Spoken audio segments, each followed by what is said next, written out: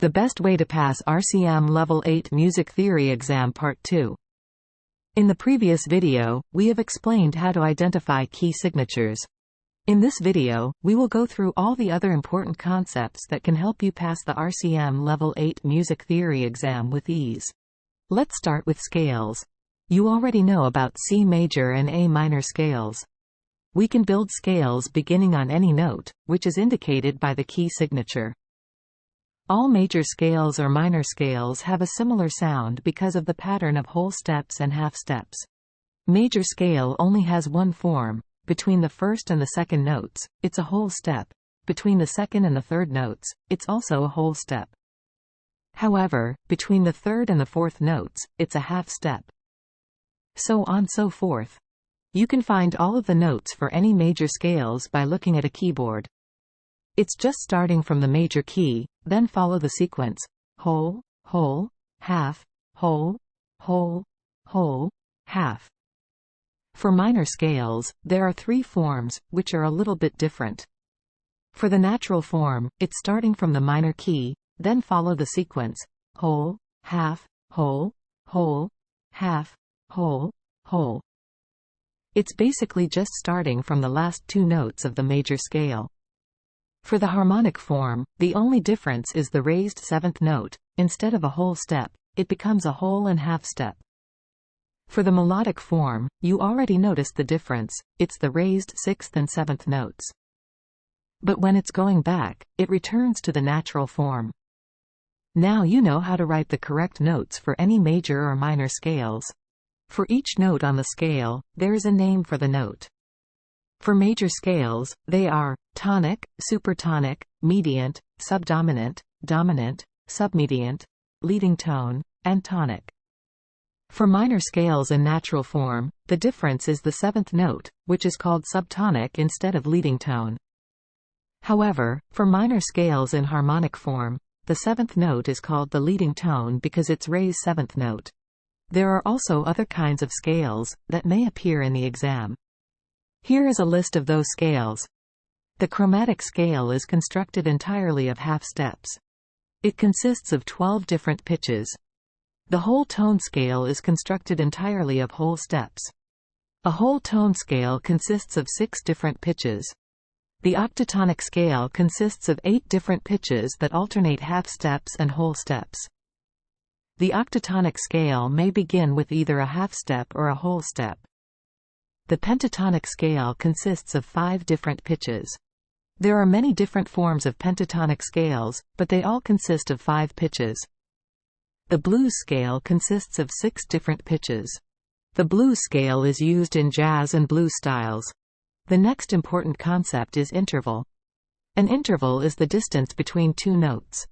The complete name of an interval has 2 parts: a number that tells us the size, and a word that tells us the quality, like perfect, major, or minor.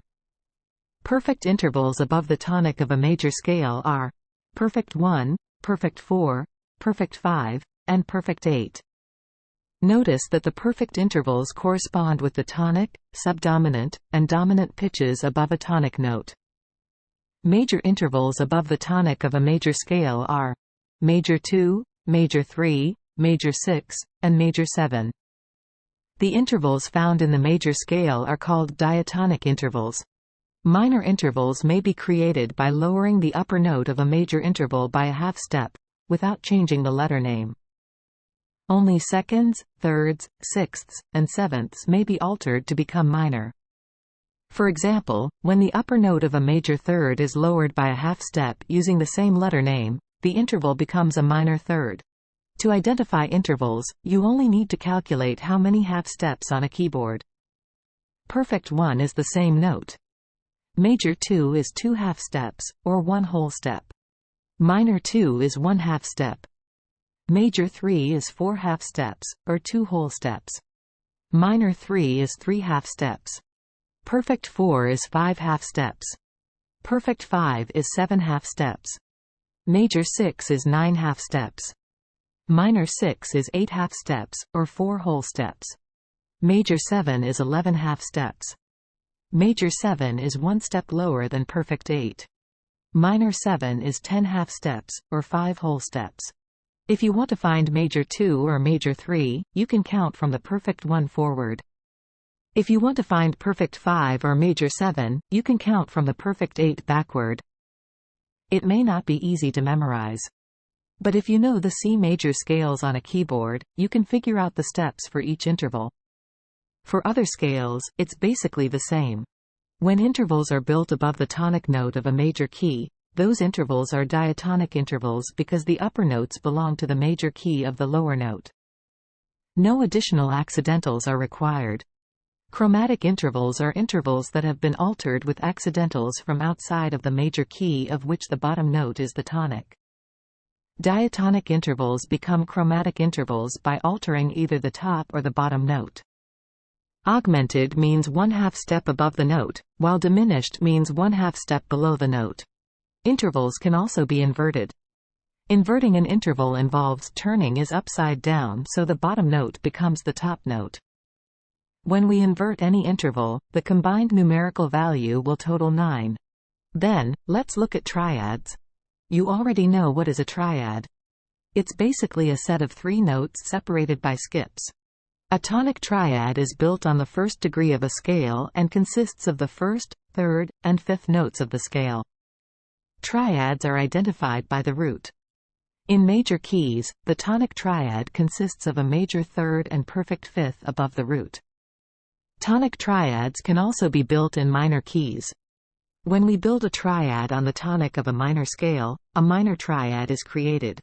In minor keys, the tonic triad consists of a minor third and perfect fifth above the root. Parallel triads are major and minor triads that are built on the same root. Dominant triads are built on the fifth scale degree. Major triads consist of a major third and perfect fifth above the root. Minor triads consist of a minor third and perfect fifth above the root. Triads built on the subdominant of major scales consist of a major third and perfect fifth above the root and are major in quality. Triads built on the subdominant of harmonic minor scales consist of a minor third and perfect fifth above the root and are minor in quality. Major and minor triads can also be found on other degrees of the major and minor scales. Here are some examples. Major and minor triads can be altered to create the more dissonant augmented and diminished triads.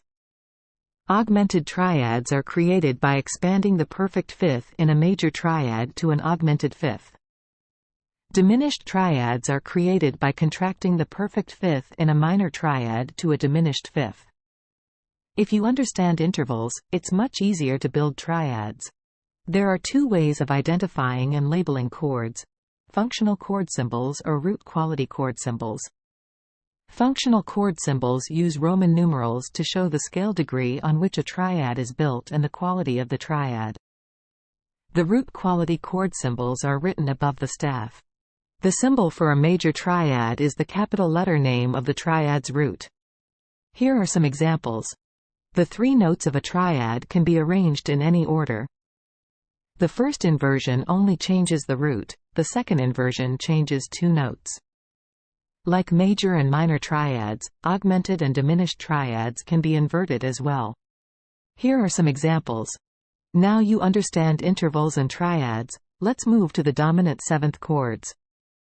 The dominant triad can be intensified by adding a 7th above the root to create a 4-note chord. Dominant 7th chords consist of a major third, perfect fifth, and minor 7th above the root. Parallel major and minor keys share the same dominant 7th chord. In minor keys, an accidental is required to raise the leading tone. Here is the functional chord symbol, which is V7, as well as the root quality chord symbol, which is G7, for a dominant 7th chord. Like triads, 7th chords can also be inverted. However, there are 3 different inversions. The numbers indicate the position after the inversion. Next, we will discuss about compound time signatures. There are some time signatures in which the basic beat is subdivided into groups of 3. We call these compound time signatures. In simple time, the top number represents the number of beats in each measure, while the bottom number represents the value of the note that receives 1 beat.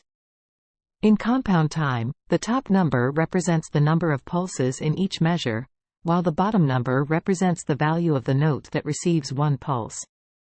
Compound time signatures include compound duple meter, compound triple meter, and compound quadruple meter. Compound duple meter has 2 main beats per measure. Each beat is divided into 3 pulses. Here are some examples. Compound triple meter has 3 main beats per measure. Each beat is divided into 3 pulses. Here are some examples. Compound quadruple meter has 4 main beats per measure. Each beat is divided into 3 pulses. Our final topic is about irregular groupings. An example of irregular groupings is triplets, which are very common. Triplets are groups of 3 notes played in the same time as 2 notes of the same value. It's different than what appears in the compound time.